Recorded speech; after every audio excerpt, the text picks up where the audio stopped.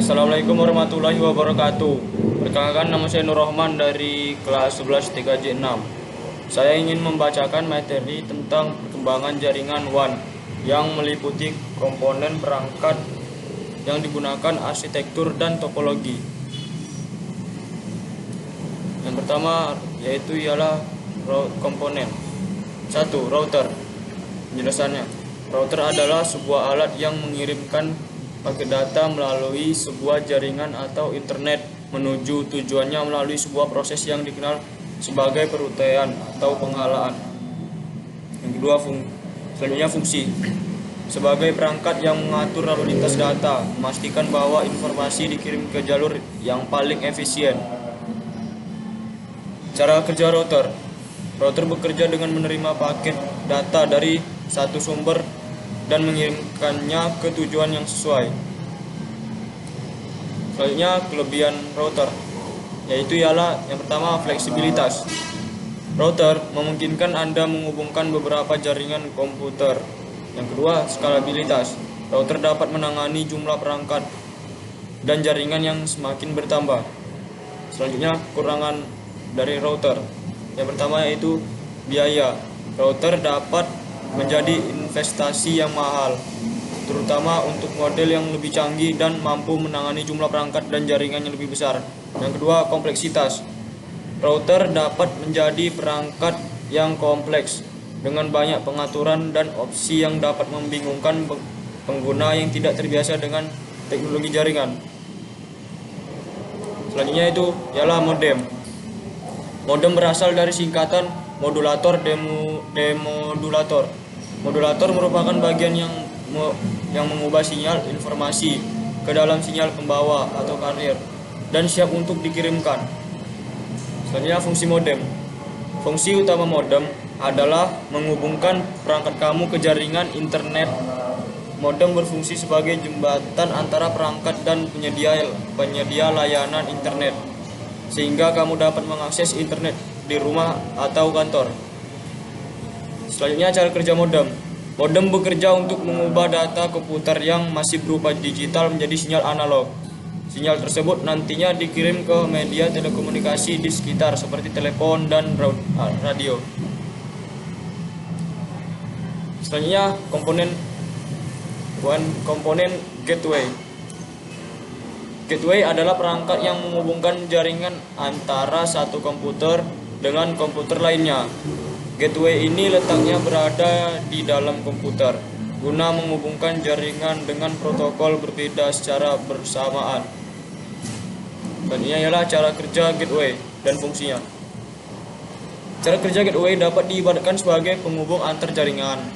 Gateway berada pada titik paling ujung sebuah jaringan yang berfungsi untuk mengarahkan koneksi yang berasal dari dalam atau dari luar jaringan tersebut.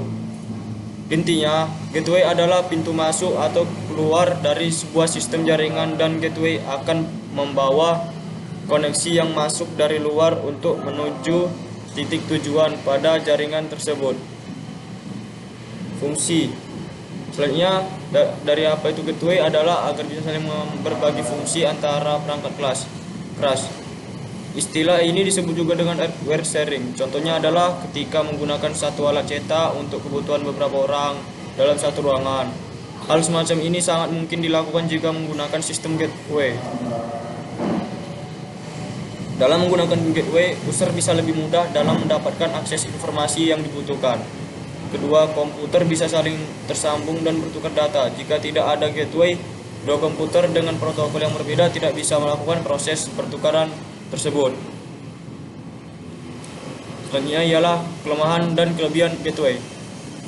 Yang pertama, kelebihan dari gateway, yaitu sebagai resource sharing. Berkat adanya gateway ini, jaringan komputer bisa saling berbagi sumber daya.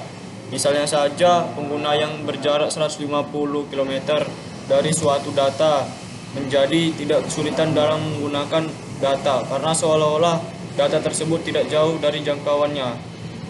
Selanjutnya, mempunyai reliabilitas yang tinggi. Dalam hal ini, jaringan komputer membuat kita mendapatkan keandalan tinggi dengan memiliki sumber persediaan alternatif, seperti semua file dapat kita simpan lalu dicadangkan ke 2 atau lebih komputer yang memiliki akses jaringan. Maka dari itu ketika salah satu mesin rusak, maka kita bisa menggunakan salinan di mesin lain. Selanjutnya kelemahan. Pengembangan yang membutuhkan biaya tinggi. Untuk mengembangkan jaringan pastinya membutuhkan biaya yang lebih tinggi, seperti dalam pembelian perangkat keras, konsultasi rencana, dan layanan mendirikannya.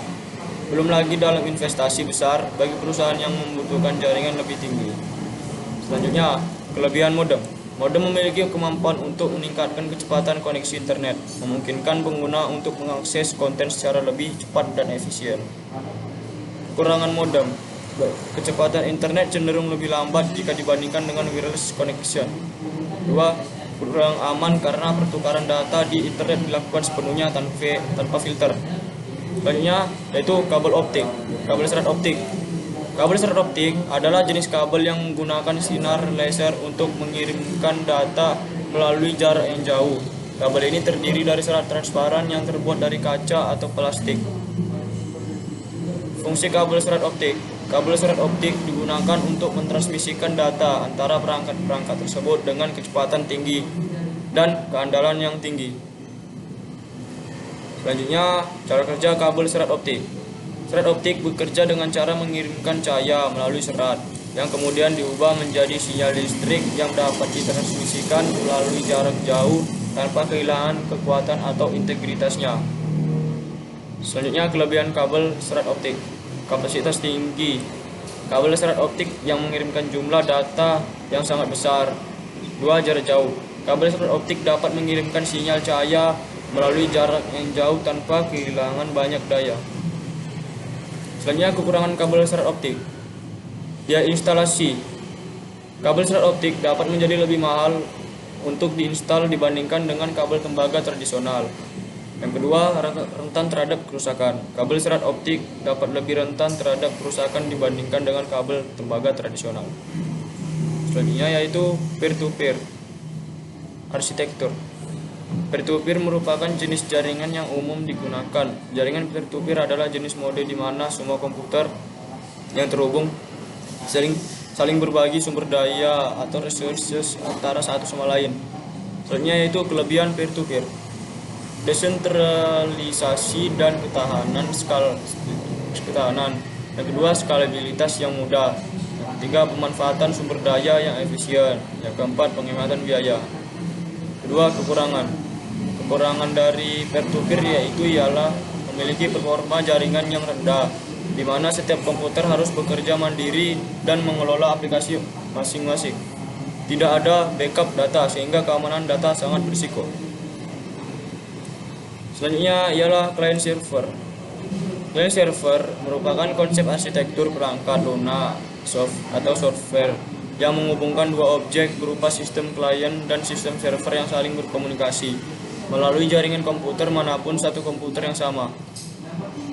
Kelebihan dari client server yaitu 1. Menyimpan big data. Melalui arsitektur ini, klien dapat menyimpan dan mengakses database yang sangat besar. 2. Menaikkan kinerja. Dengan konsep client server, pengguna dapat meningkatkan kinerja akses data berupa informasi. Kinerja cepat dikarenakan seluruh data disimpan pada satu server yang multitasking. Selanjutnya, kekurangan dari client server.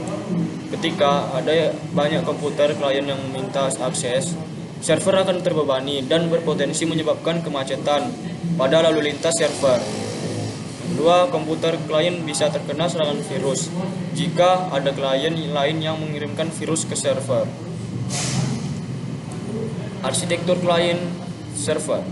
Arsitektur client server adalah model desain jaringan di mana tugas dan beban kerja dibagi antara penyedia layanan server dan pengguna layanan atau klien. Model ini sangat umum digunakan dalam sistem jaringan komputer, aplikasi web, dan berbagai jenis perangkat lunak. Selanjutnya, topologi mesh. Topologi jala atau topologi mesh adalah suatu bentuk hubungan antar jaringan di mana setiap perangkat terhubung secara langsung ke perangkat lainnya yang ada di dalam jaringan. Selanjutnya, topologi bus. Bus yang digunakan oleh sistem komputer untuk menghubungkan semua komponennya dalam menjalankan tugasnya. Sebuah bus adalah sebutan untuk jalur di mana data dapat mengalir dalam komputer. Yang kedua, star. Topologi jaringan berbentuk star atau bintang adalah jaringan dari beberapa komputer yang memiliki koneksi dengan node yang berbeda di jaringan pusat. Ketiga, keempat, ring. Topologi ring adalah salah satu jenis topologi jaringan komputer di mana setiap komputer atau perangkat terhubung dalam bentuk lingkaran tertutup. Oke, sekian itu dia video materi saya kali ini. Jika ada salah kata, mohon maaf. Wabillahi taufiq wal hidayah. Wassalamualaikum warahmatullahi wabarakatuh.